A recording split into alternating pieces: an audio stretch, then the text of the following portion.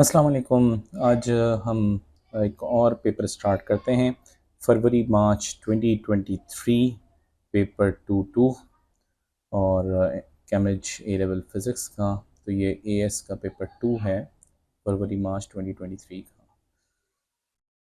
Now question number 1 underline all the SI base units in the following list. तो हमें क्या चाहिए? SI, और मेन चीज़ इसमें क्या है? बेस यूनिट्स चाहिए। ठीक है, तो बेस यूनिट्स आपको याद होना ज़रूरी है। एम्पेयर यूनिट है, ठीक है।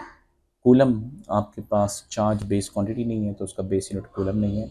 करंट बेस क्वांटिटी है, करंट का यूनिट एम्पेयर होता है, तो करंट भी आपके पास बेस यूनिट नहीं है। ठीक है। केल्विन, यस, केल्विन जो है टेम्परेचर का बेस यूनिट है। न्यूटन, आपके पास एक फोर्स का यूनिट जो है वो न्यूटन है। फोर्स का यूनिट न्यूटन एक ड्राइव यूनिट कहलाता है। ठीक है, तो ये आपके पास केल्विन और एम्पेयर दो बेस यूनिट्स हो गए। A toy car moves in a horizontal straight line. The displacement s of the car is given by the equation s is equals to v square upon 2a. हमने equation of motion class में पढ़ी थी, तो उसके अंदर अगर हम इसको थोड़ा सा रीअरेंज करें तो ये आपके पास मिल जाती है 2as is equals to we square. और हमने जो क्लास में पढ़ी थी उस वो क्या थी? 2as is equals to we square minus u square. ये हमने क्लास में पढ़ी थी और ड्राइव भी की थी। नाउ आगे चलते हैं। Where is the acceleration of the car and v is its final velocity? State two conditions that apply to the motion of the car in order for the above equation to be valid. तो पहली चीज़ तो ये है कि हमारी इस equation में और इनकी इक्वेशन में u नहीं है। u नहीं है, इट मीन्स कि आपके पास जो इनिशियल वेलोसिटी है वो आपके पास ज़ीरो है ना। तो पहला पॉइंट हम लिख देते हैं कि इनिशियल वेलोसिटी इज़ ज़ीरो, यानी ऑब्जेक्ट स्टार्ट्स फ्रॉम रेस्ट। ठीक है भाई, एक ये बात हो गई। दूसरा, इक्वेशन ऑफ मोशन हमने जब क्लास में पढ़ी थी तो मैंने आपको बताया था इक्वेशन ऑफ मोशन कब अप्लाई होगी? जब एक्सेलरेशन मस्ट बी कांस्टेंट। ठीक है, वरना इक्वेशन ऑफ मोशन आपके पास वैलिड नहीं होगी। तो एक्सेलरेशन आपके पास इज कांस्टेंट या यूनिफॉर्म, कुछ भी लिख दो। आगे चलते हैं। An experiment is perform to determine the acceleration of the car in B. ठीक है, और the following measurements are obtained. आपके पास S is the displacement, yes S is the displacement, और v is the velocity, v is the velocity. ठीक है, और calculate the acceleration a of the car. तो हमें एक्सेलरेशन निकालनी है। हमारे पास ऊपर जो इक्वेशन है वो ये लिखी हुई, तो इक्वेशन को हम यहाँ पे दोबारा लिख लेते हैं। s is equals to we square upon two, तो s is equals to we square upon 2a, ये हमारे पास इक्वेशन है। और हमें एक्सेलरेशन निकालनी है, तो मैं एक्सेलरेशन a को सब्जेक्ट बना लेता हूँ, वी स्क्वायर अपॉन 2s बन जाएगा।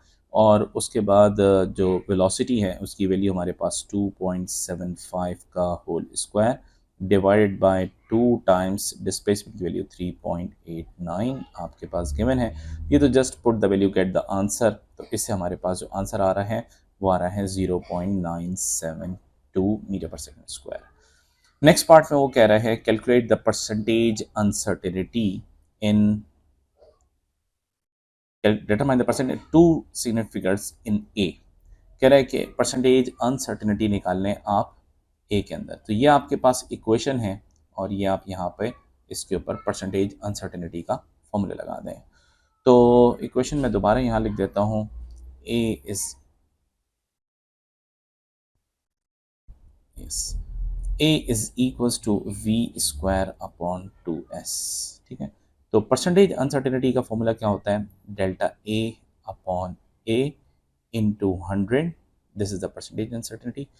अच्छा, v की परसेंटेज अनसर्टेनिटी क्या होगी? Delta v upon v into 100, और जो पावर है v के ऊपर पावर है यानी v स्क्वायर है, तो पावर बिकम्स, ये जो पावर है ये कोएफिशिएंट बन जाती है। ठीक है, तो ये हम यहाँ पे 2 लिख देते हैं। उसके बाद फिर आपके पास ये जो आपके पास 2 है, ये आपके पास एक फिक्स क्वांटिटी है, इसकी अनसर्टेनिटी नहीं हो सकती। उसके बाद प्लस एस की अनसर्टेनिटी क्या होगी, delta S upon S into 100। तो ये आपके पास आ गया। अच्छा भाई, अब हमें इत्तेफाक ये है कि हमारी वर्किंग ज़िंदगी आसान की है इन्होंने, और इन्होंने एस की परसेंटेज अनसर्टेनिटी और वी की परसेंटेज अनसर्टेनिटी दी भी है, तो हम जस्ट प्लग इन कर देंगे। तो ये हमारे पास क्या हो गया, 2 टाइम्स वेलोसिटी की परसेंटेज अनसर्टेनिटी इसे दी हुई है 0.8%। ठीक है, उसके बाद ये आपके पास प्लस आ गया, फिर ये आपके पास डिस्प्लेसमेंट की परसेंटेज अनसर्टेनिटी इसे दी हुई है 0.5%। तो ये हमने 0.5% लिख लिया। अच्छा, और ये हमारे पास परसेंटेज अनसर्टेनिटी ए आ गया। तो ये हमारे पास कितना बना, ये बन गया 1.6 प्लस 0.5, दैट गिव्स यू 2.1%। आगे चलते हैं। Use your answer in C part 1। C part 1 में हमने क्या काम किया था, हमने एक्सेलरेशन की वैल्यू निकाली थी, एंड सी पार्ट टू में हमने एक्सेलरेशन की परसेंटेज अनसर्टेनिटी निकाली है to determine the absolute uncertainty in the value of A. तो भाई हमने परसेंटेज अनसर्टेनिटी निकाली थी और वो कह रहा है एब्सोल्यूट अनसर्टेनिटी इन ए निकालना है। तो हमने जो परसेंटेज अनसर्टेनिटी निकाली थी delta A upon A into 100, इसकी वैल्यू हमने निकाली थी, कितनी थी भाई ऊपर, 2.1%। ये हमारे पास आई थी 2.1। हमने डेल्टा ए की वैल्यू निकालनी है, तो delta A upon A is equals to, ये जो हमारे पास 2.1 है इसको डिवाइड कर दो 100 से। तो हमें निकालना है डेल्टा ए, तो डेल्टा ए बराबर हो गया 2.1 डिवाइडेड बाय 100 इंटू ए। देखो भाई, ये ए इधर है, इधर गया तो ये मल्टीप्लाई हो गया, और ए यानी एक्सेलरेशन की वैल्यू हमने ऊपर निकाली 0.972, तो हम यहाँ पे 0.972 उठा के लिख देते हैं। तो ये हमारे पास एब्सोल्यूट अनसर्टेनिटी इन ए हमारे पास कितना आ गया, 0.020412।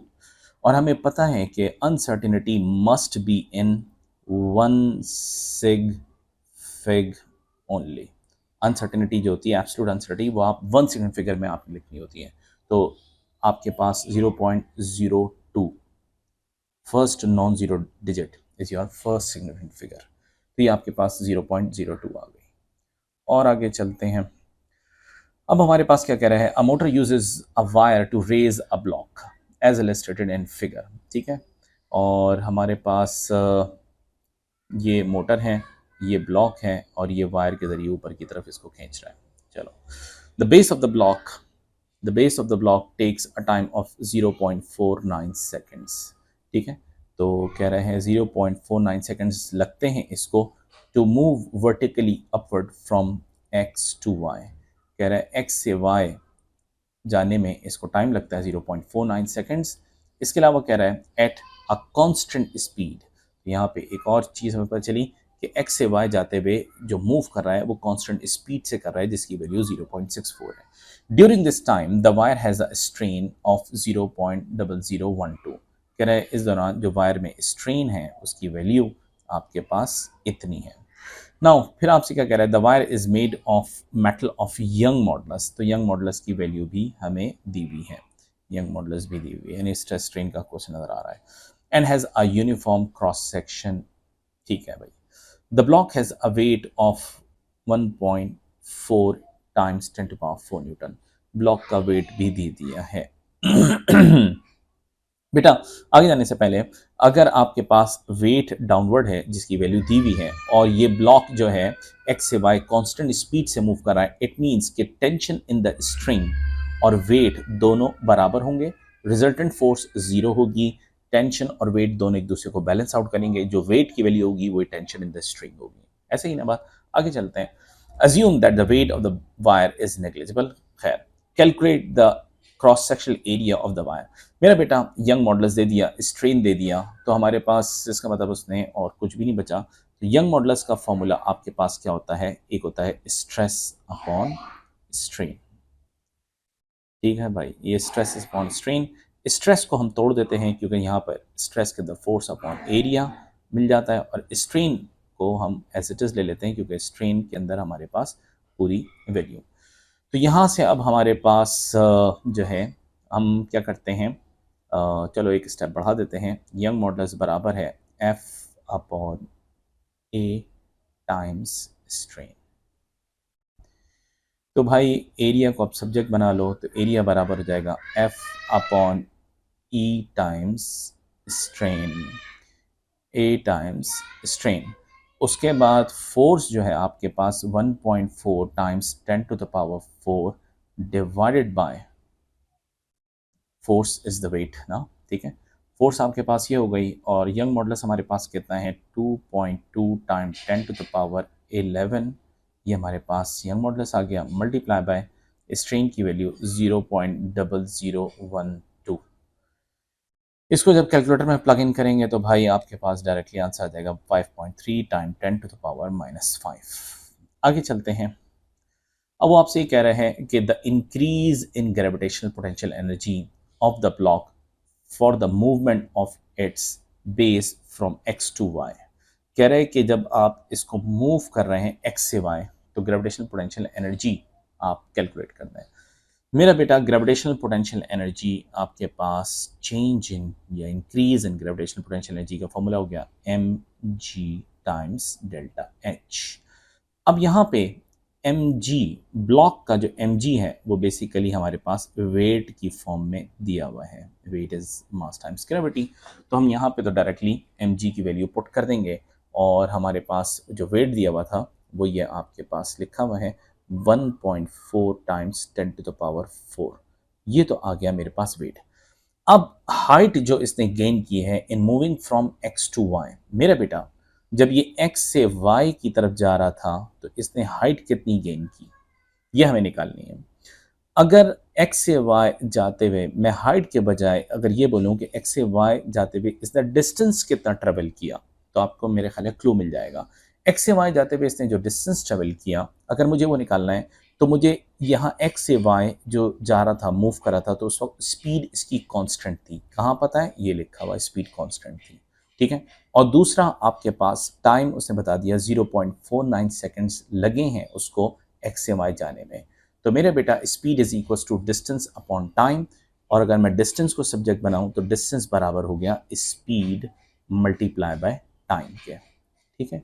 Speed multiply by time, speed कितनी दी हुई है 0.64 मीटर पर सेकेंड, और टाइम दिया हुआ है 0.49, तो आपके पास डिस्टेंस ट्रेवल हो गया 0.313 मीटर्स, यानी जो हाइट गेन की है एक्स से वाई जाते हुए वो 0.313 मीटर्स है, ठीक है भाई।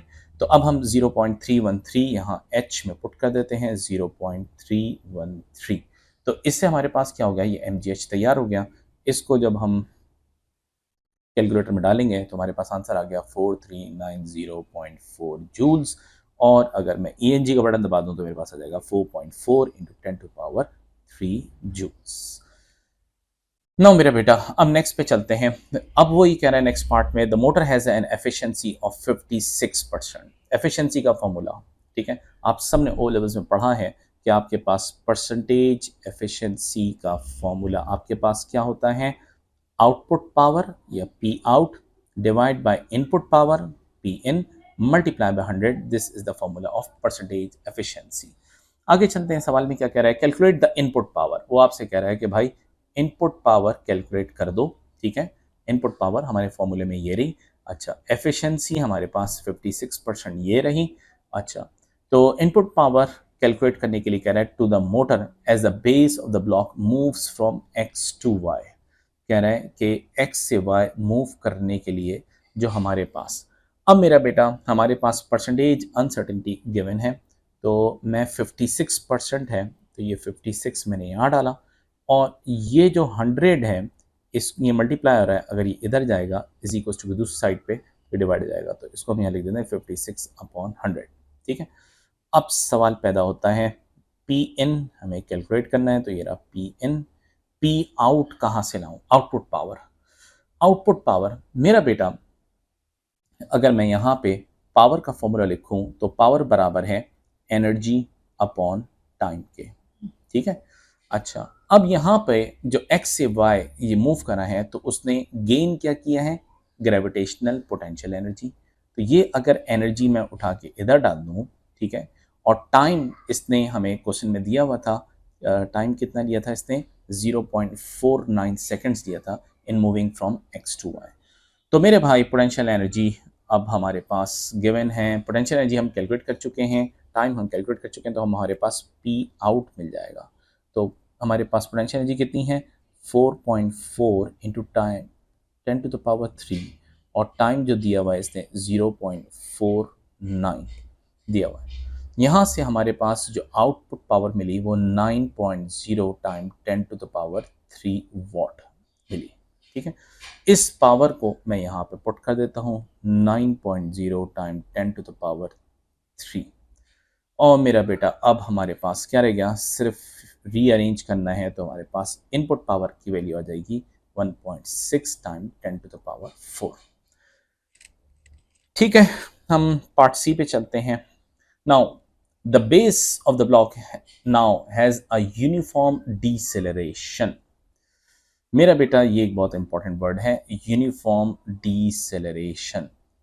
डीसेलरेशन आपके पास कब होती है, डीसेलरेशन आपके पास उस वक्त होती है जब आपके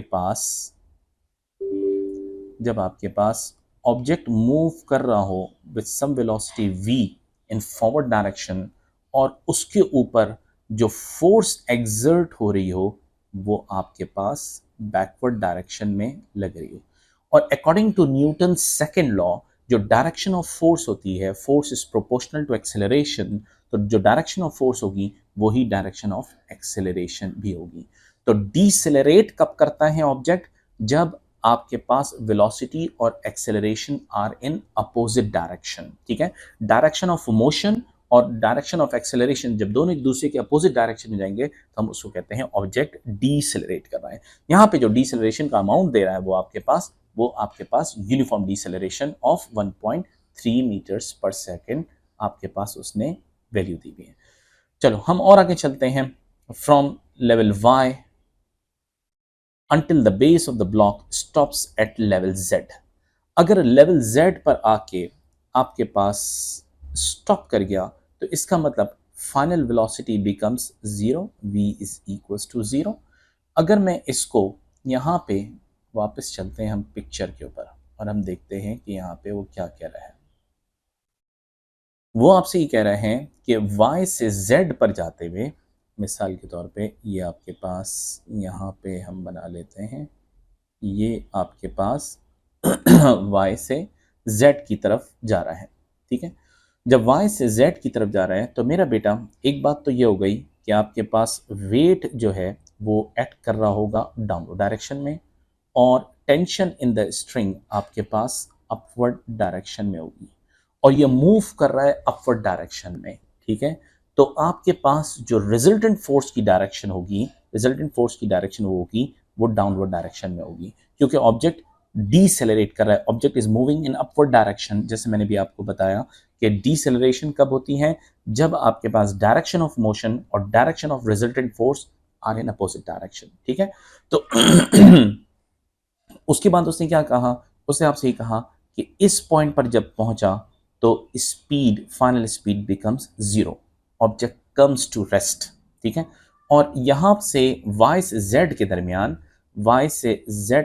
जब यहां पे मूव कर रहा था तो आपके पास यूनिफॉर्म डीसेलरेशन हो रही थी।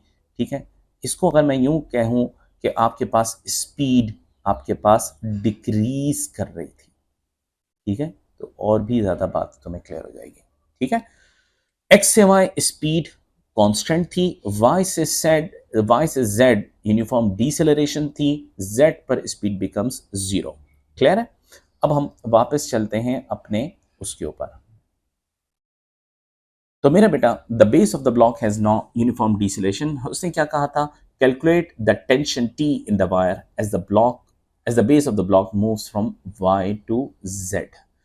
तो हमारे पास जो इक्वेशन बनेगी वो क्या बनेगी, resultant force is equals to ma, resultant force is equals to mass times acceleration। और यहाँ पे जो रिजल्टेंट फोर्स होगी वो आपके पास downward force minus upward force, क्योंकि आपके पास डायरेक्शन, रिजल्टेंट फोर्स की डायरेक्शन डाउनवर्ड डायरेक्शन में है। तो मैं यहाँ पे लिखूंगा weight minus tension is equals to M ए।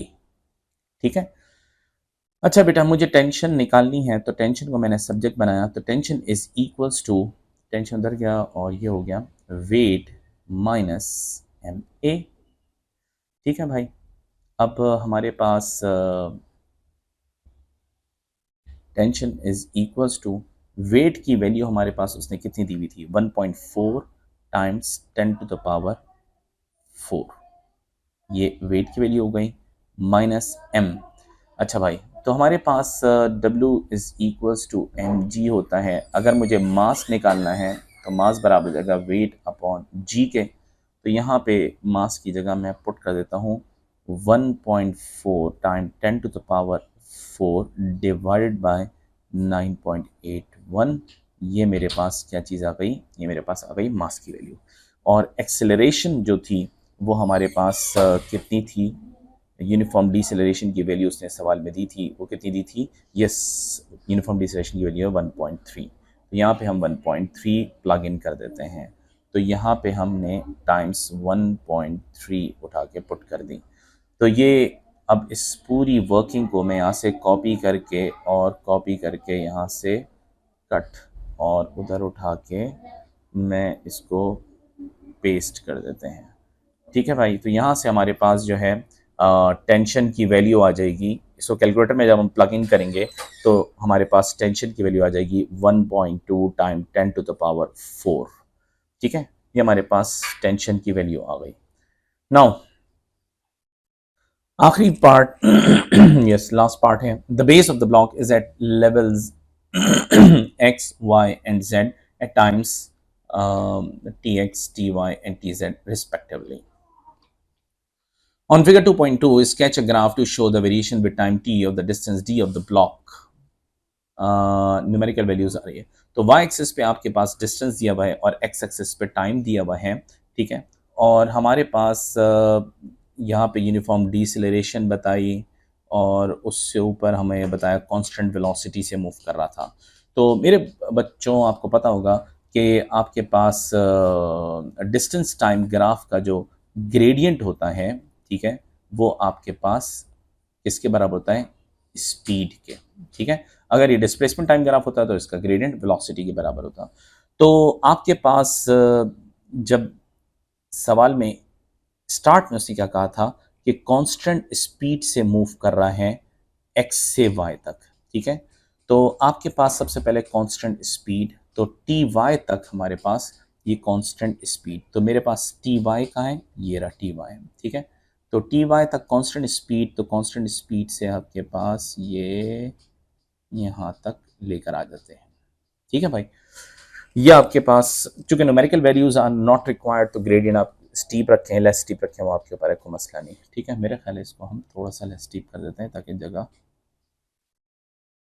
हमारे पास बन जाए। ठीक है।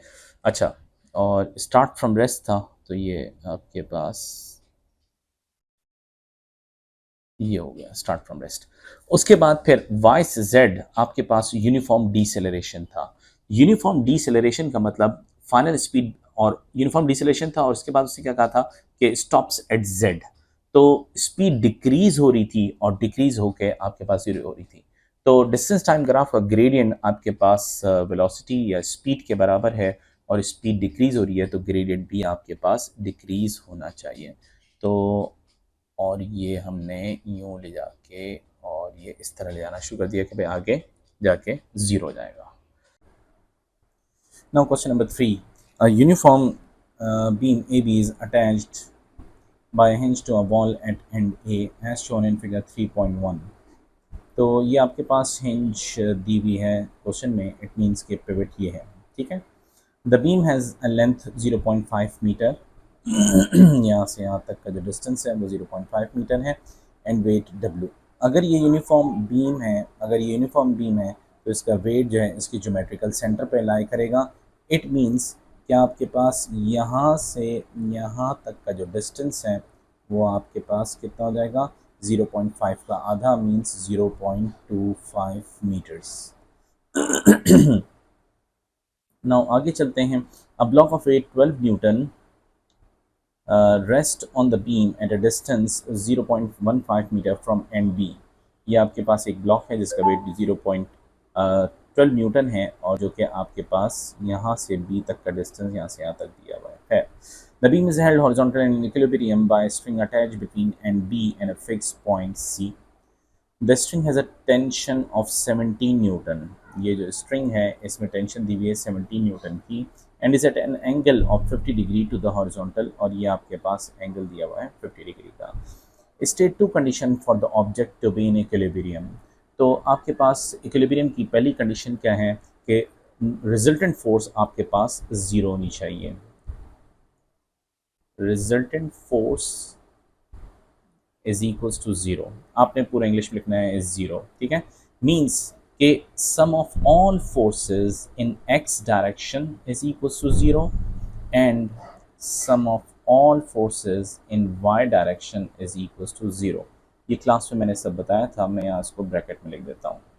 नाउ दूसरा आपके पास क्या है, इक्विलिब्रियम की दूसरी कंडीशन क्या है कि क्लॉकवाइज मूवमेंट या sum of clockwise movement is equal to sum of anti clockwise movement, या इसको आप यूँ भी कह सकते हैं resultant movement is also zero. Resultant movement is also zero, ठीक है। ज़ीरो आपने पूरा लिखना है। नाउ उसके बाद फिर क्या है, show that the vertical component of the tension in the string is 13 Newton. कह रहे हैं कि जो वर्टिकल कंपोनेंट है टेंशन का वो 13 न्यूटन हो।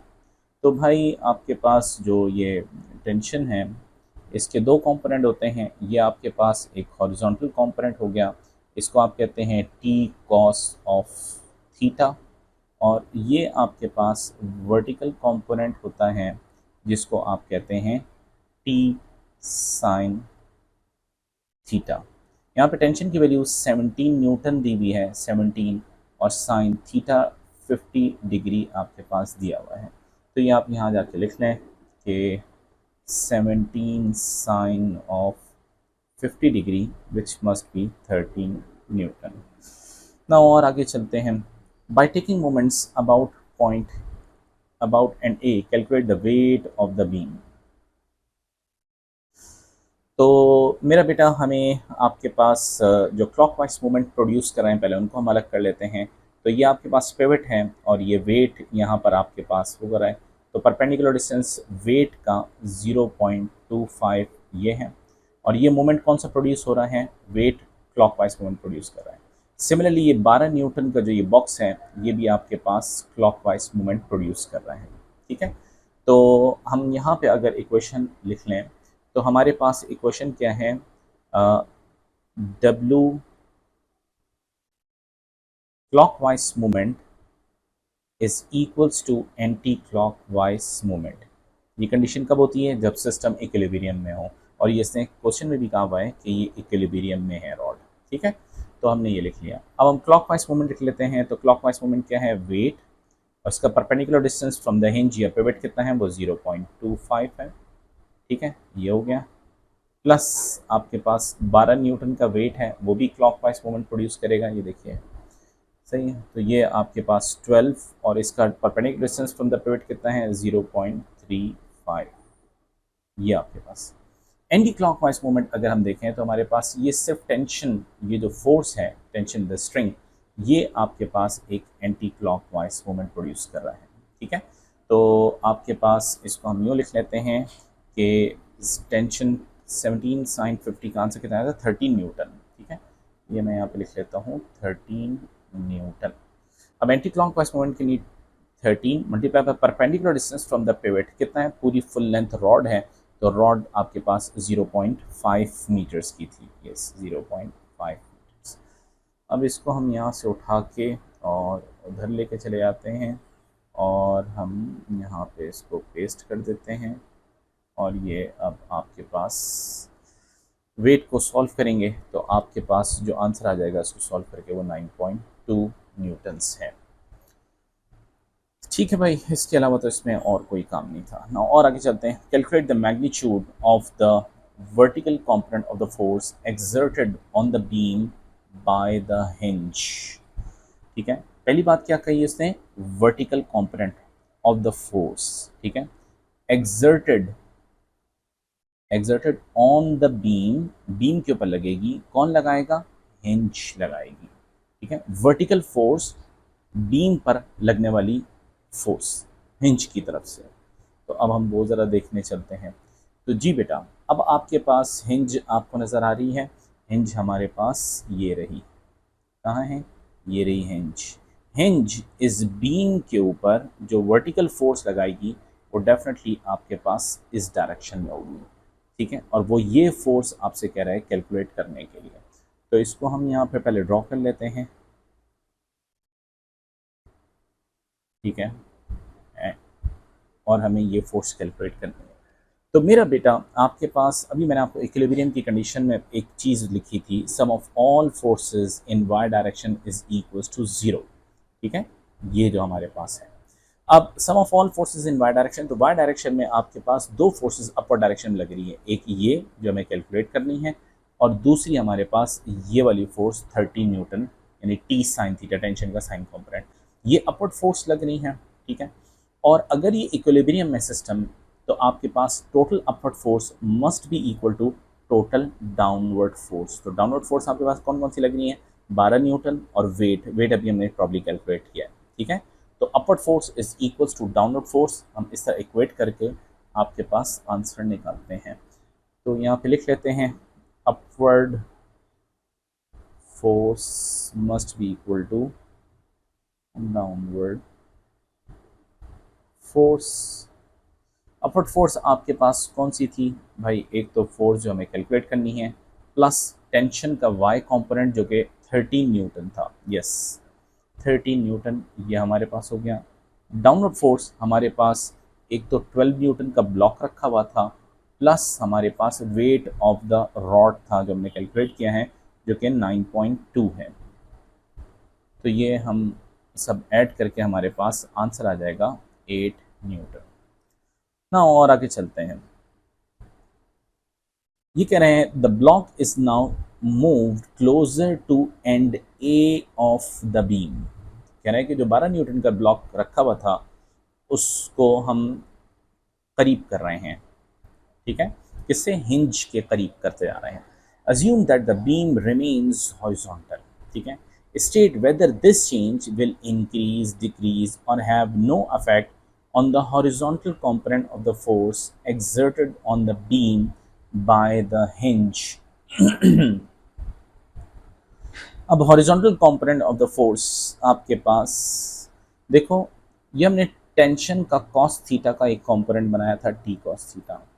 तो अब जो आपके पास दूसरी फोर्स लगनी चाहिए वो आपके पास इस डायरेक्शन में लगनी चाहिए।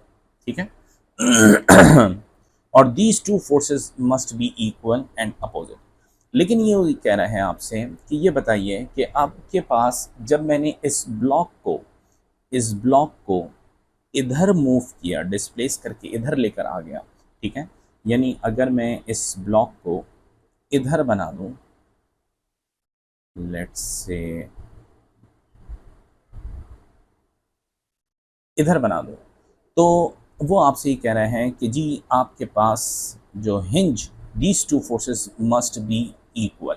ठीक है, तो कह रहे हैं कि जो फोर्स हिंज पे लगेगी ये इक्वल होगी, रिमेन सेम होगी, या इंक्रीज करेगी, डिक्रीज करेगी, क्या होगा। तो मेरा बेटा सबसे पहले तो, अच्छा प्रॉब्ली इसने कहा है विदाउट एनी कैलकुलेशन, इसको मैं देख लूँ। स्टेट, हाँ सिर्फ इससे स्टेट का वर्ड यूज़ किया है। अच्छा, अब मुझे एक चीज़ बताओ कि तुम्हें फॉर्मूला मालूम है मोमेंट का। मोमेंट का फॉर्मूला क्या होता है, मोमेंट का फॉर्मूला होता है force multiply by perpendicular distance. Force तो ब्लॉक की 12 न्यूटन ही है, जो चीज़ चेंज हुई है वो perpendicular distance from the pivot आपके पास चेंज हुआ है। तो अब मेरा बेटा ये बताओ कि अगर ये परपेंडिकुलर डिस्टेंस मेरे पास डिक्रीज हो गया तो मोमेंट भी आपके पास कम हो जाएगा, मोमेंट की वैल्यू डिक्रीज हो जाएगी। अच्छा, जब ये कम मोमेंट प्रोड्यूस करेगा, मैं वर्टिकल की बात कर रहा हूँ, ठीक है, क्योंकि वर्टिकली सारा काम हो रहा था, तो इसका मतलब मुझे अगर इस वर्टिकल फोर्सेस को बैलेंस करना है, ठीक है, तो आपके पास ये जो क्लॉकवाइज मूवमेंट था इसकी वैल्यू डिक्रीज हो गई, ठीक है। रीज़न क्या है ये? अच्छा, अब एंटी क्लॉकवाइज मूवमेंट कौन प्रोड्यूस कर रहा था? Tension, tension in the string, या टी साइन थीटा, या टेंशन इन द स्ट्रिंग, कुछ भी कह लो। तो अगर मुझे वर्टिकल को बैलेंस करना है तो मुझे टेंशन इन द स्ट्रिंग को, क्योंकि मोमेंट मेरे पास कम हो गया है, अगर मुझे वर्टिकल फोर्सेस को बैलेंस करना है तो मुझे टेंशन इन द स्ट्रिंग की वैल्यू को डिक्रीज करना होगा। अगर टेंशन द स्ट्रिंग की वैल्यू डिक्रीज होगी तो इट मीन्स कि टी साइन थीटा का कंपोनेंट भी छोटा हो जाएगा और टी कॉस थीटा का कंपोनेंट भी छोटा हो जाएगा। अगर टी कॉस थीटा का कंपोनेंट छोटा हो जाएगा तो ये जो फोर्स हिंज के ऊपर लग रही है ये भी डिक्रीज कर जाएगी। आई होप कि आपको ये बात क्लियर हो गई होगी, ठीक है। तो यहाँ पे ये 1 मार्क का है, तो यहाँ पे सिर्फ जस्ट डिक्रीजेस लिखना है। Now next, two blocks slide directly towards each other along a frictionless horizontal surface as shown in figure 4.1. The blocks collide and then move as shown in figure, ठीक है। तो बिफोर कोलिजन आपके पास क्या नज़र आ रहा है? ये ब्लॉक x है और हाँ, इसका मोमेंटम दिया हुआ है, ये ट्रेवलिंग टूवर्ड्स राइट, इसको हम यूजुअली पॉजिटिव लेते हैं, और ये ब्लॉक y है, इसका मोमेंटम दिया हुआ है ट्रेवलिंग टूवर्ड्स लेफ्ट, जिसको हम नेगेटिव लेते हैं। और आफ्टर द कोलिजन हमारे पास क्या है? इसका मोमेंटम ये है और इसका मोमेंटम नहीं दिखाया। नाउ आगे रीड करते हैं। Block x initially moves to the right with the momentum इतना, the blocks y initially moves to the left with the momentum इतना, ठीक है। After the block collide, block x move to the left back along its original path with the momentum इतना, block y moves to the left after the collision, ये जो दिखाया था।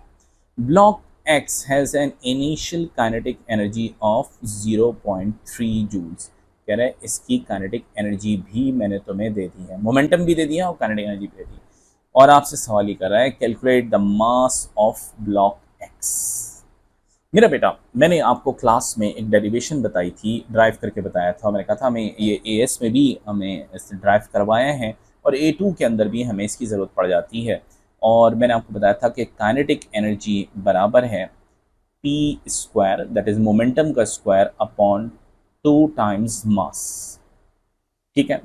छोटी सी derivation है, चलो मैं करके बता देता हूँ। काइनेटिक एनर्जी का फॉर्मूला आपके पास क्या है? 1/2 mv², ठीक है। अगर मैं यहाँ पे एक काम ही कर दूँ कि मल्टीप्लाई और डिवाइड कर दूँ मास को, यानी ये मास ये मैं एडिशनल लेकर आया, ठीक है, और ये mv² तो एज इट इज़ है मेरा। तो देखो बेटा, कोई फ़र्क तो नहीं पड़ेगा ना, ये मास इसको कैंसिल आउट कर देगा। नाउ तो अब मैंने क्या किया, इस मास को इस मास से मल्टीप्लाई किया, दैट गिव्स यू मास का स्क्वायर, ठीक है। तो ये क्या हो गया? 1/2 और मास स्क्वायर टाइम्स वेलोसिटी का स्क्वायर, और डिनोमिनेटर वाला मास एज इट इज है। नाउ बेटा, अब अगर मैं इसको इस तरह से लिख लूँ 1/2 mv का whole square divided by mass, तो कोई मसला तो नहीं है। और मास टाइम्स वेलोसिटी किसको कहते हैं? मास टाइम्स वेलोसिटी कहते हैं मोमेंटम को।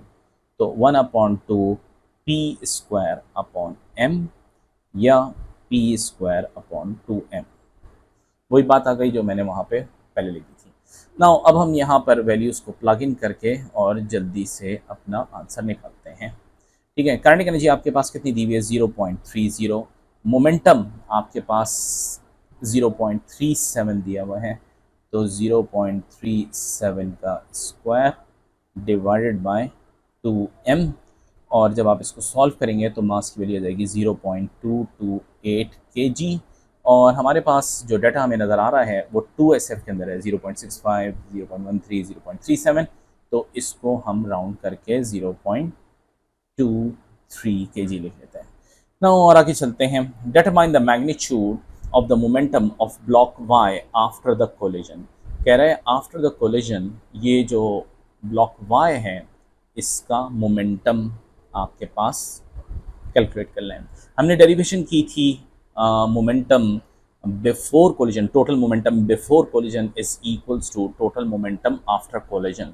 ठीक है, तो अगर मैं इसको मैथमेटिकली लिख दूं तो total summation momentum before must be equals to total momentum after. ठीक है, अब टोटल मोमेंटम बिफोर कितना है?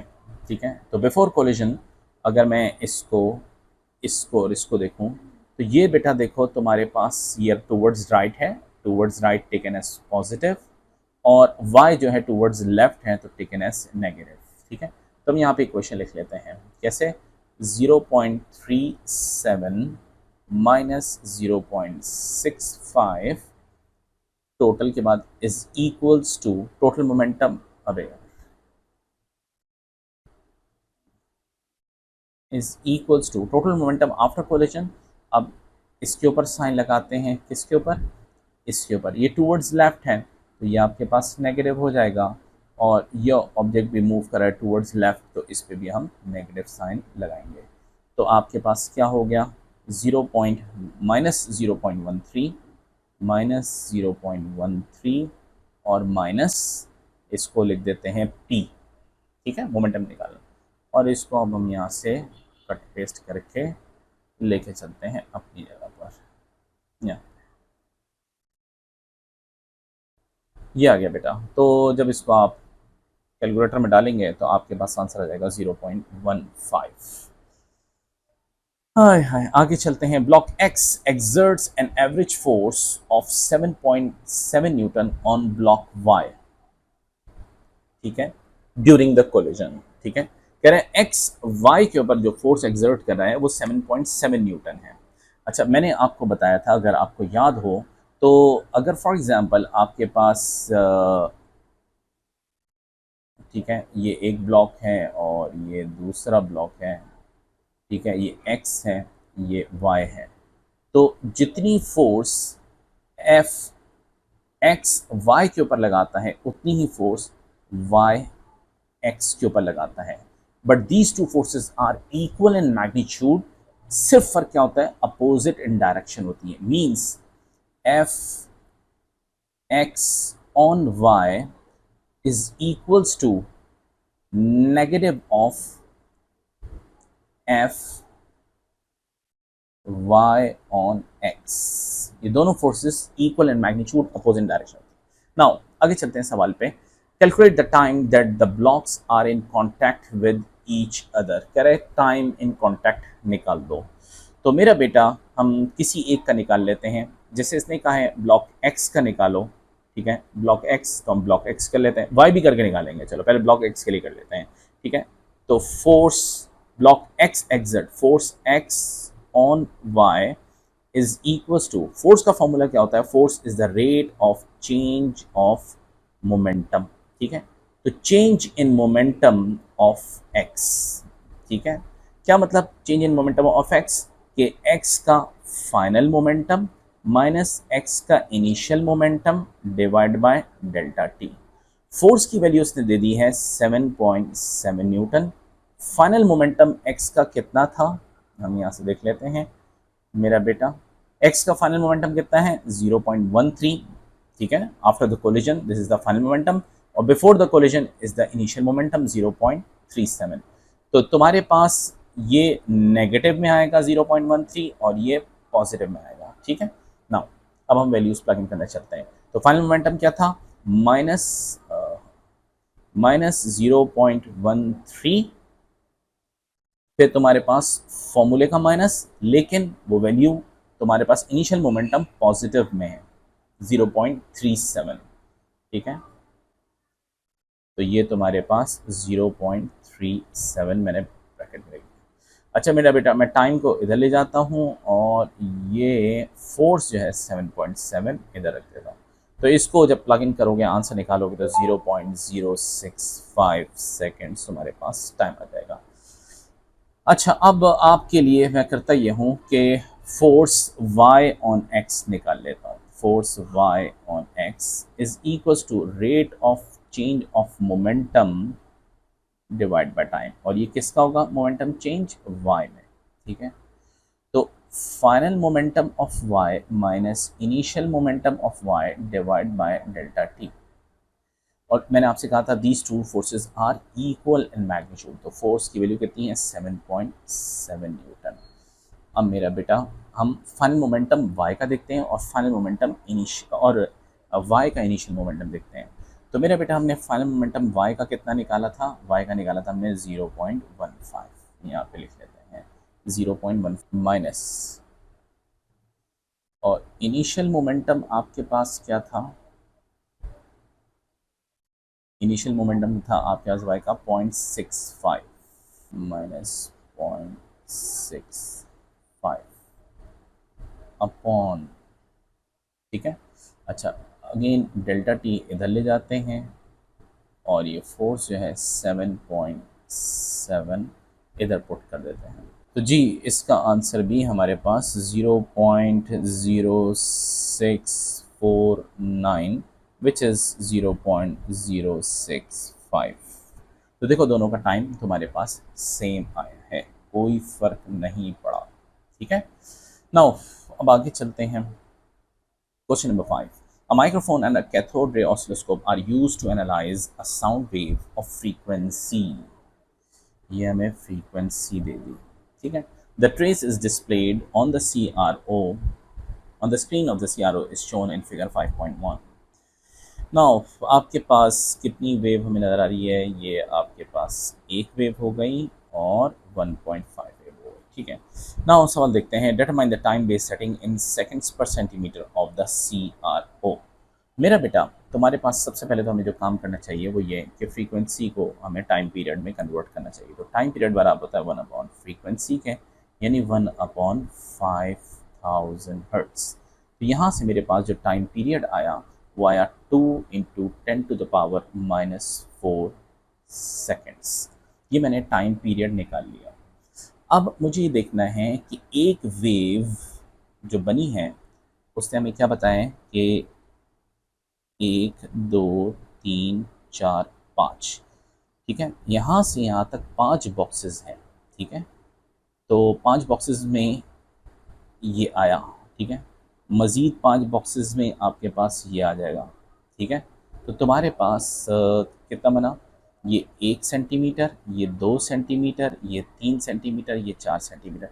एक कंप्लीट वेव मेरा बेटा अगर यहाँ से लो तो ये तुम्हारे पास 1 सेंटीमीटर, फिर ये तुम्हारे पास 1 सेंटीमीटर 2 सेंटीमीटर हो गया, फिर ये तुम्हारे पास 3 सेंटीमीटर हो गया, और फिर ये तुम्हारे पास 4 सेंटीमीटर हो गया। तो अब मैं अगर यूनिटरी मेथड लगाऊं तो क्या मैं ये लिख सकता हूँ 4 सेंटीमीटर तुम्हारे पास 1 वेव यानी 1 टाइम पीरियड के बराबर है, ठीक है। तो 1 सेंटीमीटर टाइम बेस सेटिंग ये होता है ना, यूनिटरी बताओ 1 कितना होगा, कितने के बराबर होगा, तो तुम क्रॉस मल्टीप्लाई कर लो। क्रॉस मल्टीप्लाई करने के लिए हम नीचे आ जाते हैं, तो 1 सेंटीमीटर मल्टीप्लाई बाय एक वेव, यानी देखो ना ये क्रॉस मल्टीप्लाई हो रहा है ना, ये इधर जाएगा और ये इधर जाएगा, ठीक है। तो अब तुम्हारे पास 1 centimetre multiply by 1 wave, 1 wave कितने के बराबर थी, 1 वेव तुम्हारे पास बराबर थी 2 इंटू 10⁻⁻⁴ के, ठीक है। और उसके बाद तुम क्या करो, डिवाइड कर दो इससे 4 से। तो जब तुम क्रॉस मल्टीप्लाई करोगे तो तुम्हारे पास कैलकुलेटर में जो आंसर आएगा वो आएगा 0.5 इंटू 10⁻⁻⁴, यानी यहाँ पे लिख लो इसको 5.0 इंटू 10⁻⁻⁵। नो बेटा और आगे चलते हैं। The intensity of the sound wave, intensity of the sound detected by the microphone is now increased from its initial value I to a new value of 3I। कह रहे हैं इंटेंसिटी इंक्रीज करके I से 3I पर लेकर आ गए। The frequency of the sound wave is unchanged. Assume that the amplitude of the trace of the CRO screen is proportional to the amplitude of the sound wave. Now on figure 5.1 sketch the new trace shown on the screen। कह रहे हैं नया trace बना के देखो। मेरे बेटा हम ऑलरेडी इस रिलेशनशिप को थ्योरी में पढ़ चुके हैं, और वो क्या है कि intensity is directly proportional to amplitude का स्क्वायर। ठीक है, फिर मैंने आपको एक रिलेशनशिप कई दफ़ा बताया कि आई अपॉन एम्पलीट्यूड को मैं ए से दे देता हूँ, A1 square is equals to I new upon A new का स्क्वायर। इनिशियल इंटेंसिटी आई थी, ठीक है, और जो तुम्हारे पास एम्पलीट्यूड था वो कितना था। ठीक है, तो अगर तुम एम्पलीट्यूड निकालना चाहते हो तो अब तुम्हारे पास एम्पलीट्यूड कितना था पुरानी वेव का, इसको पहले हम रब कर दें। तो आपके पास ये देखो, तुम्हारे पास 1 2 3 4 5 5 बॉक्सेस के बराबर था। चाहो तो 5 बॉक्सेस रख लो, चाहो तो 1 सेंटीमीटर रख लो, कुछ भी कर सकते हो। ठीक है, मैं काम करता हूँ आसानी के लिए, दोनों तरह से करके दिखाता हूँ। चलो, 5 का स्क्वायर इज इक्वल्स टू, तुम्हारे पास न्यू एम्पलीट्यूड, तुम्हारे पास क्वेश्चन में से कितना का है कि एम्पलीट्यूड कितना हो गया, आई से 3i पे लेके चले गए, तो हम यहाँ पे लिख देते हैं 3i divide by new amplitude जो हमें निकालना है, इसका स्क्वायर। तो मेरा बेटा आई से आई कैंसिल हो गया, और न्यू एम्पलीट्यूड तुम्हारे पास आ गया कितना, 5 का स्क्वायर 25 और 75 बन गया। ठीक है, अच्छा, अब ये तुम्हारे पास 75 बन गया, अब अंडर रूट ले लो, तो ए न्यू तुम्हारे पास आ गया 8.6 बॉक्सेस। 8.6 बॉक्सेस ले लो, या तुम इन टर्म्स ऑफ सेंटीमीटर जाना चाहते हो तो ए न्यू को, जो तुम्हारे पास 8.6 बॉक्सेस थे, इसको डिवाइड कर दो। कितने थे तुम्हारे पास, पूरा उसका 5, यानी तुम्हारे पास जो वो था, ये 5 बॉक्सेस 1 सेंटीमीटर के बराबर है, तो तुम इसको 5 बॉक्सेस से डिवाइड कर दो, तो यहाँ लिख दो 5 बॉक्सेस। ठीक है, तो इसको जब तुम डिवाइड करोगे तो तुम्हारे पास आंसर आ जाएगा 1.7 सेंटीमीटर। अब न्यू वेव हमने ड्रॉ करनी है, और हमने क्या करना है, 1.7 सेंटीमीटर पे जाना है। ठीक है, तो मेरा बेटा ये देखो, 2 4 6, और इसको 2 4 6, और ये हो गया। ठीक है भाई, 2 4 6, और ये हो गया 2 4 6, और ये 7, ये आ गया। बस अब क्या रह गया आपके पास, ये एज इट इज़ रहेगा, ये एज इट इज़ रहेगा, ये एज इट इज़ रहेगा, ये एज इट इज़ रहेगा। तो इंटेंसिटी बढ़ाने से सिर्फ एम्पलीट्यूड ही बढ़ता है। ये आपने खूबसूरत सी वेव बना दी। ये हो गई भाई तैयार। ठीक है, गुजारा तो हो जाएगा आराम से। नाउ और आगे चलते हैं। अब नेक्स्ट पार्ट में कह रहे हैं, an arrangement for demonstrating interference using light is shown in figure 5.2। ठीक है, आपके पास डबल स्लिट एक्सपेरिमेंट्स आप नज़र आ रहे हैं। ये हमारे पास क्या कहलाता था, इसको हम कहते थे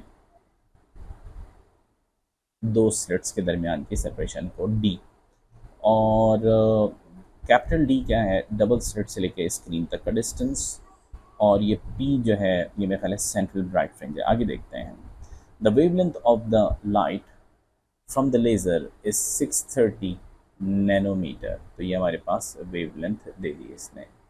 The light is incident normally on the double slit.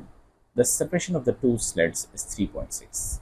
The perpendicular distance between double slit and the screen is d. ठीक है, coherent light waves from the slits from an interference pattern of bright and dark fringes on the screen. The distance between the two centers, ये बहुत distance between two bright fringes, कितना दिया हुआ है ये। इसको हम लोगों ने थ्योरी में पढ़ा था कि इसको कहते हैं दो ब्राइट फ्रिंजेस के दरमियान का जो डिस्टेंस है उसको आप फ्रिंज सेपरेशन एफ एस कहते हैं। ठीक है, उसके बाद वो आपके पास क्या कह रहा है, the central bright fringe is formed at point P. ये भी एक अच्छा पॉइंट है, ये जो पी के ऊपर जो फ्रिंज फॉर्म हुई है वो सेंट्रल ब्राइट फ्रिंज है। ठीक है, explain why a bright fringe is produced when by the wave meeting at point P। कह रहे पॉइंट P पे मिलते हुए आपके पास ब्राइट फ्रिंज क्यों फॉर्म हुई। तो भाई आपके पास एक तो रीज़न ये है कि यहाँ से लाइट इधर पहुँची और यहाँ से यहाँ पर लाइट पहुँची, crust of one wave falling on the crust of another wave, तो यहाँ पर कंस्ट्रक्टिव इंटरफेरेंस हुआ है, तभी आपके पास ब्राइट फ्रिंज है। और कंस्ट्रक्टिव इंटरफेरेंस की कंडीशन क्या है, अगर सेंट्रल ब्राइट फ्रिंज है तो phase difference must be zero. ठीक है, तो यहाँ पर आप लिख लें कि फेज डिफरेंस, ठीक है, between waves meeting at P is zero. ठीक है, देयरफॉर कंस्ट्रक्टिव इंटरफेरेंस अकर। ठीक है, नाउ नेक्स्ट पार्ट में आपसे कह रहा है कैलकुलेट द डिस्टेंस डी। हमने अपने फॉर्मूले को लिखा था फ्रिंज सेपरेशन बराबर है lambda wavelength capital D upon small D. Fringe separation उसने दी हुई है 4 इंटू 10⁻³ वेवलेंथ उसने कितनी दी थी 630 नैनोमीटर्स, 630 टाइम्स 10⁻⁹। कैपिटल डी हमें निकालना है, स्मॉल डी की वैल्यू हमारे पास है कितनी है 3.6 इंटू 10⁻⁴, 3.6 टाइम 10⁻⁴। इसको जब आप कैलकुलेटर में प्लग इन करेंगे तो आपके पास आंसर आ जाएगा 2.3। Now last part, the wavelength of light is now varied. कह रहे हैं वेवलेंथ मैंने चेंज कर दी है। ठीक है, वेवलेंथ चेंज कर दी। This causes a variation in the distance x between the centres of two adjacent bright fringes. x क्या था, फ्रिंज सेपरेशन। कह रहे हैं कि वेवलेंथ चेंज करने से फ्रिंज सेपरेशन भी चेंज हो गई। The distance d and the separation of the two slits are unchanged. कह रहे बाकी किसी चीज़ को मैंने चेंज नहीं किया। On figure 5.3 sketch a graph to show the variation of x with lambda। कह रहे हैं लैम्डा जो मैंने चेंज किया है 400 नैनोमीटर से 700 नैनोमीटर्स तक लेके गया हूँ। Numerical values of x are not required. मेरा बेटा अगर तुम यहाँ पे देखो तो फ्रिंज सेपरेशन का फॉर्मूला है lambda capital D upon small d। ठीक है, और इसमें ये जो रिलेशनशिप बना रहा है वो कह रहा है बाकी सब कांस्टेंट है, तो fringe separation is directly proportional to wavelength. यहाँ से मुझे क्या पता चला कि मेरे पास स्ट्रेट लाइन बनने वाली है। ठीक है, अब आपके पास वेवलेंथ चेंज करने से फ्रिंज सेपरेशन के दरमियान डिस्टेंस वेरी होगा। तो अब आप जो लाइन ड्रॉ करेंगे वो आपके पास कोई भी लाइन हो लेकिन वो स्ट्रेट होनी चाहिए और वो आपके पास कभी भी यहाँ से नहीं पास होगी। रीज़न क्या है कि जब वेवलेंथ 400 है तो फ्रिंज सेपरेशन हर हालत में कुछ ना कुछ वैल्यू तो देगी, वो कभी भी ज़ीरो नहीं हो सकती। वेवलेंथ की वैल्यू बेटा अगर तुम यहाँ पे 400 पुट करोगे, डी तुम्हारे पास डेफिनेटली उसकी कोई वैल्यू तुमने ऊपर 2.3 निकाली है, स्मॉल डी की वैल्यू दी हुई है, तो फ्रिंज सेपरेशन की कोई भी वैल्यू आएगी it can never be a zero value. ठीक है, तुम अब ग्राफ को यहाँ से बनाओ, यहाँ से बनाओ, इधर से बनाओ, कहीं से बनाओ, it must be a straight line.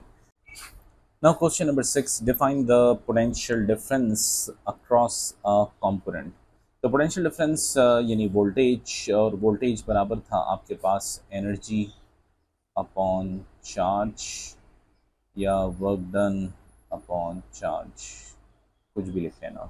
Now आगे चलते हैं part B, the variation with potential difference V of the current in a semiconductor diode is shown in figure. ठीक है, तो ये करंट वर्सेस वोल्टेज का ग्राफ है और डिवाइस क्या है आपके पास, सेमीकंडक्टर डायोड। ठीक है, और यहाँ तक आपके पास ऑलमोस्ट करंट की वैल्यू ज़ीरो है और हम वोल्टेज बढ़ा रहे हैं बट करंट रिमेन्स ज़ीरो। ठीक है। Use figure 6.1 to describe qualitatively the resistance of the diode in the range V is equals to 0 to V is equals to 0.25। कह रहे हैं 0.25 तक, यानी यहाँ तक 0.25 तक रेजिस्टेंस की वैल्यू बताओ। तो मेरा बेटा देखो, वोल्टेज की वैल्यू 0.25 हो गई है, ठीक है, और तुम्हारे पास करंट की वैल्यू ज़ीरो है। अब अगर तुम फॉर्मूला लगाओ तो रेजिस्टेंस का फॉर्मूला क्या होता है, R is equals to V upon I। Voltage की वैल्यू लेट से 0.25 ही ले लो, ठीक है, divide by current, current mean zero, तो एनीथिंग जिसको भी जीरो से डिवाइड करोगे तो आंसर तुम्हारे पास क्या आएगा, इन्फिनिटी। तो रेजिस्टेंस की वैल्यू क्या आ गई, इनफाइनाइट।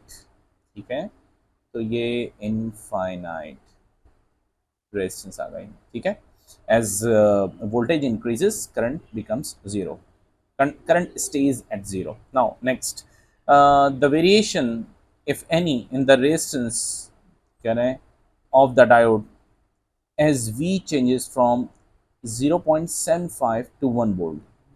ठीक है, 0.75 this value might be a 0.75।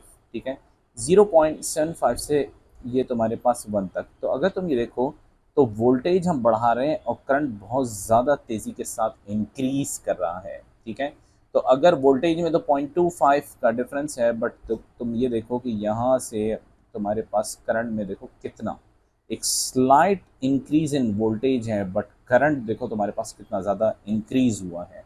ठीक है, तो अगर वोल्टेज बढ़ाने से करंट बहुत ज़्यादा इंक्रीज हो रहा है तो इट मीन्स कि रेजिस्टेंस आपके पास डिक्रीजेस। ठीक है,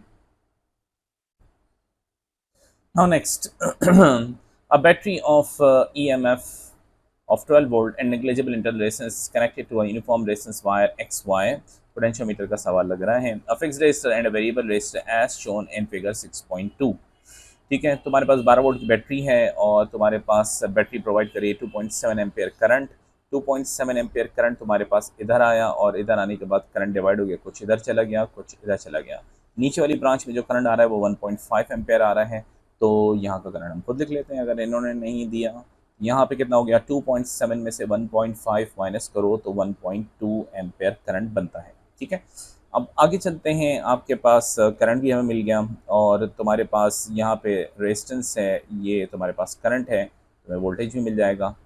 आगे चलते हैं। The fixed resistor has a resistance of 5 ohms, ये नज़र आ रही है। The current the battery is 2.7 ampere, battery provide करिए 2.7 एम्पेयर, ये भी हमें नज़र आ रहा है। And the current in the fixed resistor is 1.5 ampere, ये तुम्हारे पास आ रहा है। ठीक है, calculate the current in the resistance wire, तो हम ऑलरेडी निकाल चुके हैं, तो हम यहाँ पे अपनी वर्किंग शो कर देते हैं। क्या 2.7 टोटल करंट था, इसमें से 1.5 निकाल दो तो तुम्हारे पास 1.2 एम्पेयर करंट बचेगा। Determine the resistance of the variable resistor, variable resistor कौन सा है, ये आर, इसकी रेजिस्टेंस वो कह रहा है बता दो। ठीक है, तो भाई तुम्हारे पास क्या है, तुम्हारे पास तुम्हें पता है कि तुम्हारे पास 12 वोल्ट है, तो यहाँ पे भी 12 वोल्ट है और नीचे वाली ब्रांच में भी 12 वोल्ट है। ठीक है, तो यहाँ पे तुम्हारा वोल्टेज कितना ड्रॉप हुआ हम वो निकाल लेते हैं। वो जो वोल्टेज ड्रॉप अगर हमारे पास मिल जाएगा उसको हम 12 में से माइनस कर देंगे, क्योंकि टोटल के अक्रॉस 12 वोल्ट है। कुछ इसने पी लिया 5 ओम के रेजिस्टर ने, बाकी रिमेनिंग ये पिएगा, तो हमारे पास यहाँ पे वोल्टेज पता लग जाएगा। ठीक है, वोल्टेज पता लग जाएगा। करंट सीरीज सर्किट में, ये पूरा एक सीरीज सर्किट है, करंट सेम होता है, तो हमारे पास रेजिस्टेंस मिल जाएगी। तो मेरे भाई V is equals to I R का फॉर्मूला हम लगा देते हैं। V is equals to I times are.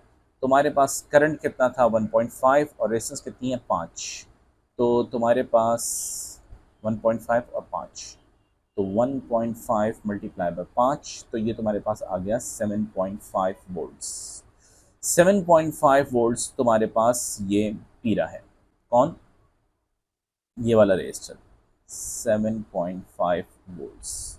तो रिमेनिंग जो है तुम्हारे पास वेरिएबल रेजिस्टर कितना पी रहा है, तो voltage across resistor V R, अगर वो मुझे निकालना है तो मैं क्या करेंगे 12 माइनस 7.5 कर देंगे, इससे हमारे पास कितना आ जाएगा 4.5। तो यहाँ पे हमारे पास कितना आ जाएगा 4.5 वोल्ट्स ये रेजिस्टर पी रहा है।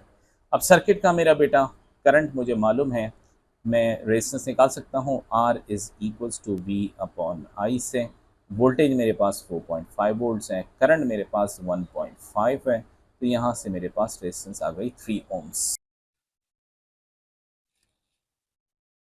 Wire XY has a length of 2 meters. Point Z on the wire is a distance of 1.6 meter from point X. The fixed resistor is connected to the variable resistor at point W. Determine the potential difference between points W and Z. Now अब हम ये देखते हैं ये दो points, तो ये एक पॉइंट है और ये एक पॉइंट है, इन दोनों के दरमियान का पोटेंशियल डिफरेंस हमें निकालना है। यानी एक तरह से इन दो पॉइंट्स के बीच में हमने एक वोल्ट मीटर लेके लगा दिया ताकि हमारे पास पोटेंशियल डिफरेंस पता लग सके। In other words potential at point W और पोटेंशियल एट पॉइंट Z अगर हमारे पास आ जाए और इन दोनों को हम सब्ट्रैक्ट कर दें तो हमारे पास पोटेंशियल डिफरेंस बिटवीन WZ आ जाएगा। ना बेटा इसके लिए एक चीज़ बतानी थी कि आपके पास जो नेगेटिव टर्मिनल होता है ये आपके पास लो पोटेंशियल होता है और यहाँ का पोटेंशियल 0 वोल्ट होता है, ठीक है। तो अगर ये 0 वोल्ट है तो ये पॉइंट भी 0 वोल्ट हो गया, पॉइंट वाई भी 0 वोल्ट पे आ गया और ये पॉइंट भी 0 वोल्ट पे आ गया। जब भी किसी पॉइंट का पोटेंशियल निकालना हो तो आप हमेशा 0 वोल्ट लाइन से उस पॉइंट तक चलना, ठीक है। अच्छा, तो ये हम लिख लेते हैं, यहाँ पे लेबल कर लेते हैं, this is 0 volt, this is 0 volt, this is 0 volt and this is 0 volt. अब मेरा बेटा वेरिएबल रेजिस्टर को देखो, यहाँ पे पोटेंशियल ड्रॉप कितना हो रहा है 4.5। वेरिएबल रेजिस्टर पे 4.5 वोल्ट ड्रॉप होके और इस पॉइंट पर जब पहुंचता है तो 0 वोल्ट का पोटेंशियल हो जाता है। इट मीन्स कि यहाँ और यहाँ के दरमियान जो पोटेंशियल डिफरेंस है वो 4.5 वोल्ट्स है, यानी इस पॉइंट का पोटेंशियल है 4.5 वोल्ट्स, ठीक है। और ये रेजिस्टर पूरा का पूरा 4.5 वोल्ट पी लेता है और फिर यहाँ पे पहुंच के 0 वोल्ट आ जाता है। तो इट मीन्स कि मेरे पास W के ऊपर जो पोटेंशियल है वो मुझे मिल गया और वो कितना है 4.5 वोल्ट का पोटेंशियल। ये तो मेरे पास आ गया potential at point W। Now बेटा अब हम बात कर लेते हैं पोटेंशियल एट पॉइंट Z की। पोटेंशियल एट पॉइंट Z, अगर मुझे Z पॉइंट का पोटेंशियल निकालना है तो ये आपके पास एक पोटेंशियोमीटर है और पोटेंशियोमीटर के अंदर मैंने आपको एक फॉर्मूला बताया था कि आपके पास, और बेसिकली वो कुछ भी नहीं है, सिर्फ एक यूनिटरी मेथड है, ठीक है। और आपके पास यूनिटरी मेथड क्या है कि EMF या वोल्टेज आप कह लो between X Y upon length XY is equals to आपके पास EMF of ZY upon length of ZY। ये फॉर्मूला कैसे बन के आया, ये जस्ट एक यूनिटरी मेथड है। आप यूनिटरी मेथड क्या मतलब कि जी 2 मीटर के वायर में जो पोटेंशियल डिफरेंस है वो 12 वोल्ट है, तो यहाँ से यहाँ तक जो लेंथ है Z से लेके Y तक की जो लेंथ है, अगर 2 मीटर का वायर है 1.6 इधर हो गई तो 0.4 मीटर यहाँ पे लेंथ हो गई, ठीक है। तो अगर 2 मीटर्स पे 12 वोल्ट है तो 0.4 मीटर के ऊपर कितना वोल्ट होगा, बस ये फॉर्मूला सिर्फ इतना सा है। तो EMF ऑफ XY यानी XY के अंदर वोल्टेज कितना है तुम्हारे पास, वो है 12 volt divide by length of XY 2 meters हो गया, और ZY का वोल्टेज कितना है हमारे पास हमें नहीं मालूम, तो EZY लिख देते हैं, और लेंथ ऑफ ZY कितनी है वो हमारे पास है 0.4। तो आपके पास ये कितना हो गया 12 multiply by 0.4 upon 2 is equals to EZY, और EZY यानी वोल्टेज ZY के दरमियान वो कितना हो गया आपके पास 2.4 वोल्ट्स। तो मेरे बेटा इस पॉइंट का पोटेंशियल हमारे पास आ गया 2.4 वोल्ट। किसका, पॉइंट Z का पोटेंशियल 2.4 वोल्ट। अब मुझे पोटेंशियल डिफरेंस निकालना है W और Z, तो 4.5 माइनस 2.4, तो इसको हम यहाँ से अपनी वर्किंग को यहाँ से कॉपी करते हैं, बल्कि कट करते हैं, और हम लिखते हैं सबसे पहले इसको इधर, ये हमारे पास इधर आ गया, और फिर एक अदद लाइन लगा देते हैं और यहाँ पे लिखते हैं V आपके पास W वो कितना था, वो हमारे पास था 4.5 वोल्ट्स। ठीक है, और हमें क्या निकालना है, V W minus V Z, that is the potential difference. तो हमारे पास क्या हो गया 4.5 और उसमें से सब्ट्रैक्ट कर दो 2.4, तो तुम्हारे पास जो आंसर आएगा वो आएगा 2.1 वोल्ट्स। तो ये 2.1 वोल्ट्स यहाँ पे लिख दिया हमने। Variable resistor is now increased. ठीक है, तो रेजिस्टेंस किसकी, वेरिएबल रेजिस्टर की हमने क्या की है, इंक्रीज की है। मेरा बेटा अगर रेजिस्टेंस वेरिएबल रेजिस्टर की इंक्रीज की है तो आपको पता होगा कि इससे क्या होगा कि करंट जो है आई वो डिक्रीज हो जाएगा, और वो डिक्रीज किधर होगा, डिक्रीज्ड इन लोअर ब्रांच में। ऐसा ही है, देखो यहाँ पे हम ऊपर सर्किट पे जाके देखते हैं, ये इस रेजिस्टर की रेजिस्टेंस इंक्रीज कर दी। जब इंक्रीज कर दी तो आपके पास टोटल रेजिस्टेंस इस ब्रांच की बढ़ गई, और जब टोटल रेजिस्टेंस बढ़ गई तो इट मींस कि करंट जो है वो डिक्रीज होगा। क्लियर है। अब यहां की बात कर लो मेरा बेटा, एक चीज देखो कि तुम्हारे पास यहां पर बैटरी 12 वोल्ट की है, तो यहां पे भी 12 वोल्ट ही होगा। क्लियर है। अब जब 12 वोल्ट होगा तो यहां पर देखो कि इस वायर की जो रेजिस्टेंस है वो तो अनचेंज है, और इस वायर के अक्रॉस वोल्टेज भी अनचेंज है, तो करंट भी आपके पास अनचेंज होगा। क्लियर है। ये बात लिख लेते हैं कि आपके पास रेजिस्टेंस ऑफ वायर क्या है, अनचेंज्ड है। जब वायर की रेजिस्टेंस अनचेंज है और इसके अलावा वोल्टेज आपके पास अक्रॉस वायर वो भी आपके पास अनचेंज है, तो इट मींस कि आपके पास करंट जो है वो भी आपके पास सेम होगा। करंट इन वायर वो आपके पास सेम होगा, रिमेन्स सेम, रिमेन्स अनचेंज्ड। अब मेरा बेटा देखो इधर कि यहां पे करंट अनचेंज है 1.2 एम्पेयर, यहां का करंट डिक्रीज हो गया, तो आपके पास टोटल करंट यानी ओवरऑल करंट आपके पास वो डिक्रीज हो गया। Total current means overall current. ठीक है, ओवरऑल करंट वो क्या हुआ, आपके पास डिक्रीज हो गया। ठीक है। पावर का फॉर्मूला हमारे पास क्या है, पावर का फॉर्मूला है P is equals to V I, और यहाँ V जो है आपके पास EMF ऑफ द सप्लाई है, तो क्या मैं इसको E टाइम्स I लिख दूं, where E stands for EMF। अब बैटरी जो है यानी EMF जो है, सोर्स जो है वो कांस्टेंट है, तो can I say power is directly proportional to current. If current decreases, अगर करंट की वैल्यू डिक्रीज हो रही है तो पावर भी आपके पास डिक्रीज होगी, तो देयरफॉर पावर आपके पास डिक्रीजेस। ठीक है, और यही सवाल में उसने कहा था, by considering the currents in every part of the circuit state and explain whether the total power produced by the battery decreases, increases or stays the same। तो देखो हमने हर पार्ट ऑफ द सर्किट के current को हमने check किया कि current आपके पास variable resistor के अक्रॉस डिक्रीज हुआ, करंट वेरिएबल रेजिस्टर के अक्रॉस जब आपने रेजिस्टेंस ऑफ वेरिएबल रेजिस्टर जब आपने इंक्रीज की तो यहाँ पे आपके पास करंट डिक्रीज हो जाएगा। करंट आपके पास डिक्रीज हो जाएगा लोअर ब्रांच में।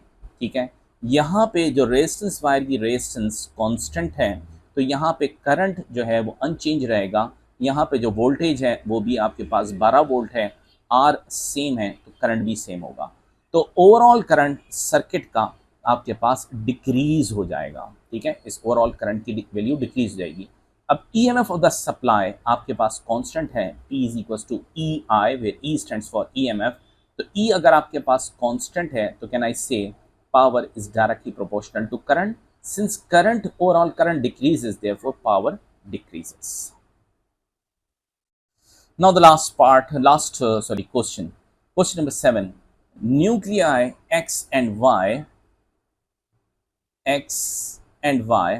are different isotopes of the same element. अगर दोनों आइसोटोप्स हैं तो इसका मतलब क्या है कि सेम आपके पास नंबर ऑफ प्रोटॉन्स, दोनों के पास सेम प्रोटॉन्स होंगे। नाउ आगे चलते हैं।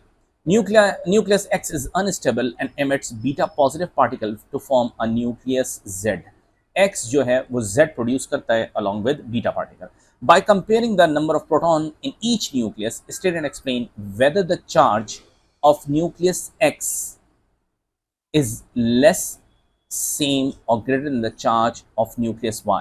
तो बेटा न्यूक्लियस X और Y दोनों आइसोटोप्स हैं। आइसोटोप्स का मतलब ये कि दोनों के सेम नंबर ऑफ प्रोटॉन्स हैं। अगर दोनों के सेम नंबर ऑफ प्रोटॉन्स हैं तो इट मीन्स कि आपके पास दोनों के सेम नंबर ऑफ चार्जेस होंगे। तो आपके पास X and Y has same number of protons, therefore same charge। अब न्यूक्लियस Z की बात कर लो। न्यूक्लियस Z जो है उसके ऊपर अगर बात करते हैं तो उसने क्या कहा कि X जो था वो आपके पास Z में कन्वर्ट हुआ अलॉन्ग विद बीटा पॉजिटिव। तो बीटा पॉजिटिव कह सकते हैं 0 + 1। अगर न्यूक्लियस एक्स का तुम्हारे पास एटॉमिक नंबर जो है वो लेट से मास नंबर ए था और प्रोटॉन नंबर तुम्हारे पास जेड था, तो जब बीटा इमिशन होती है तो आपके पास ये देखो इक्वेशन को बैलेंस कर रहे हैं, ए रिमेन्स ए, यहाँ बीटा +1 है तो आपके पास इट शुड बी जेड -1। तो अब यहाँ पर हम लिख लेते हैं Z has 1 less proton than X. तो उससे क्या होगा, आपके पास Z हैज़ लेस चार्ज। ठीक है। नाउ उसके बाद वो आपसे कह रहा है hadron can be divided into 2 groups. Hadrons को कह रहा है 2 ग्रुप्स में डिवाइड करते हैं। किसमें? आपके पास P और Q। कह रहा है P जो है वो बैरियन है। देखो भाई ये तुम्हारे पास हेड्रॉन है, हेड्रॉन को 2 में डिवाइड करते हैं, एक को कहते हैं बैरियन और दूसरे को कहते हैं मीजॉन्स। चलो सवाल पे आगे चलते हैं। State the name of group Q। तो भाई हम ये लिख चुके हैं, इसको हम कहते हैं मीजॉन्स। ठीक है। उसके बाद आपसे कह रहा है describe in general terms the quark structure of hadrons that belongs to group Q। कह रहा है मीजॉन में जो कॉर्क्स होते हैं, तो मीजॉन का मतलब ये होता है कि मीजॉन में जितने भी कॉर्क्स होंगे उसमें जो ग्रुप होगा, एक यानी मीजॉन के जो पार्टिकल्स होंगे वो एक कॉर्क और एक एंटी कॉर्क से मिलके बनेंगे। तो आप यहाँ लिखेंगे 1 आपके पास क्वार्क एंड 1 आपके पास एंटी क्वार्क। ठीक है। मीजॉन में जितने भी पार्टिकल्स हैं वो कंपोज होते हैं एक क्वार्क और एक एंटी क्वार्क, एक पार्टिकल एक एंटी पार्टिकल से मिलके मीजॉन के ग्रुप के पार्टिकल्स होते हैं। क्लियर? यहाँ पे हम खत्म करते हैं।